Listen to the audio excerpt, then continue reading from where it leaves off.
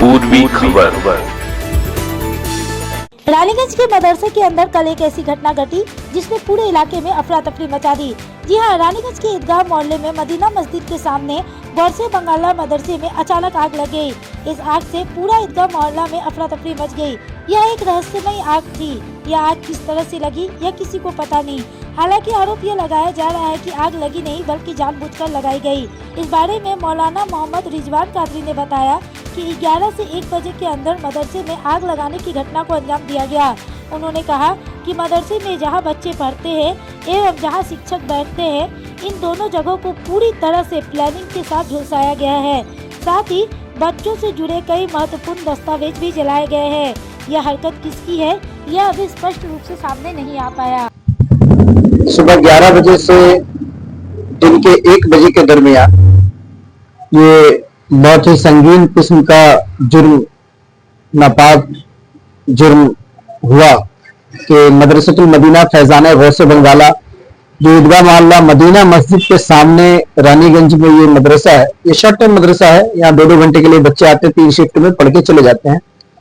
इस मदरसे में 8 दिसंबर को 1-2 या जो भी रहे होंगे कुछ नापाक इरादा लेकर आए हुए शरपसंद जो लोग थे, बदमाश किस्म के लोग रहे होंगे, वो आग लगाए हैं मदरसे के 2 हिस्सों में। एक जहां पे बच्चे पढ़ते हैं वो हॉलनुमा एक जगह है समझिए, तो वहां पे भी आग लगाए हैं। जहां पे कारी साहब बैठते हैं, वो मुदर्रिस जो टीचर हैं और उनका टीचर डेस्क है और उनका जो तोशक है जिसपे वो बैठते हैं, उस जगह को बुरी तरह से जला दिया गया, जिसमें मदरसे के कुछ डॉक्यूमेंट्स थे, बच्चों के एडमिशन फॉर्म, KYC वगैरह, ये सब सारे जो डॉक्यूमेंट्स थे वो भी जले हैं।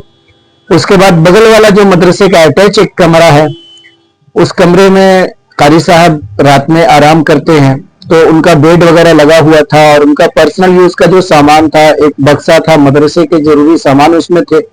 इन तमाम चीजों को बहुत बुरी तरह से जलाया गया, यानी उनके राख के अलावा वहां एक टुकड़ा भी और सामानों का नहीं।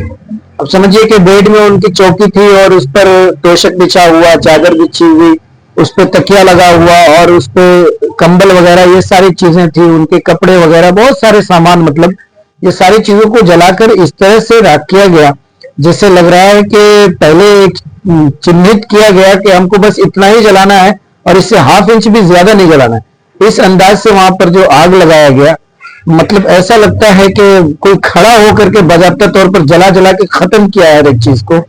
और इसके जलाने से इतनी आग उठी है कि ऊपर का जो वायरिंग पंखे में किया हुआ था, पंखे का स्विच बोर्ड में हल्का फुल्का स्विच वगैरह भी करकरा गया है, वायरिंग भी मतलब गल गया। एक ट्यूबलाइट गल के झुला हुआ था, क्योंकि प्लास्टिक का ट्यूबलाइट PVC का आ रहा है आजकल, ये सारा हुआ। और धुआं इतना ज्यादा उठा है कि पूरे मदरसे के हर तरफ से काला काला नजर आ रहा है, सारी दीवारें काली हो गई। ओवरऑल अगर हम उस तमाम की रिकवरी की बात करें तो समथिंग 40,000 के अराउंड ये हमारा नुकसान हुआ है फाइनेंशियली। जी, दरअसल क्या हुआ ना कि सुबह को 9 बजे, 8 तारीख को सुबह 9 बजे बच्चों की पढ़ाई मुकम्मल हो जाने के बाद, बच्चे सब चूंकि स्कूल वाले बच्चे होते हैं हमारे यहाँ, 2 घंटे के लिए पढ़ने के लिए आते हैं, तो वो 9 बजे पढ़ के चले गए थे। फर्स्ट शिफ्ट पढ़ के चला गया था। अब सेकेंड शिफ्ट जो हमारा आने वाला था, सेकेंड बैच जो हमारे वाला था, वो 2 बजे से उनका टाइमिंग है, 2 से 4, फिर 4 से 6, 6:30 बजे तक थर्ड बैच चलता है। तो फर्स्ट बैच जो पढ़ करके गया, तो उस टाइम हम लोग चूंकि घनी आबादी के बीच में मदरसा है, बगल में मस्जिद भी है, उतने लोगों का आना जाना है, बगल में एक ICDS सेंटर चलता है, तो मतलब एक बहुत घनी आबादी, लोगों का बहुत कुछ वहां पे हुजूम है समझिए एक तरह का। तो हम लोग वहां पे दिन में लॉक करना जरूरी नहीं समझते, शटर को डाउन कर दिए फुल्ली, तो हमने समझा कि चलो अब ऐसा कोई मसला नहीं है। और आज समझिए कि 6-7 साल से वहां पे मदरसा चल रहा है, कभी आज तक हम लोगों ने सुना भी नहीं, देखना तो दूर की बात है कि कोई बच्चा भी मदरसे के अंदर घुसा होगा, यानी कोई जाता नहीं है, शटर कोई उठाता ही नहीं है, क्योंकि मस्जिद मदरसे में जिसको जरूरत होगा वही जाएगा, घर आदमी तो जाएगा नहीं। तो इस तरह से मैंने सुबह जो बच्चे निकल गए तो एक लंबा वहां पे एक टाइम मिल गया, समझिए 10 बजे से समझिए कि 1 बजे 1:30 बजे तक उसको एक लंबा टाइम मिला। तो जो हम अंदाजा लगा रहे कि 11 बजे से 1 बजे के बीच में ये सारा कुछ हुआ होगा। अब तक के लिए बस इतना ही, फिर मिलेंगे अगली खबर में। ऐसी और भी खबरों के लिए बने रहें हमारे साथ, देखते रहे पूर्वी खबर। हमारे चैनल को लाइक, शेयर, सब्सक्राइब करना ना भूलें और बेल आइकन को दबाना ना भूलें और देखते रहें पूर्वी खबर। पूर्वी खबर, नजर सब पर।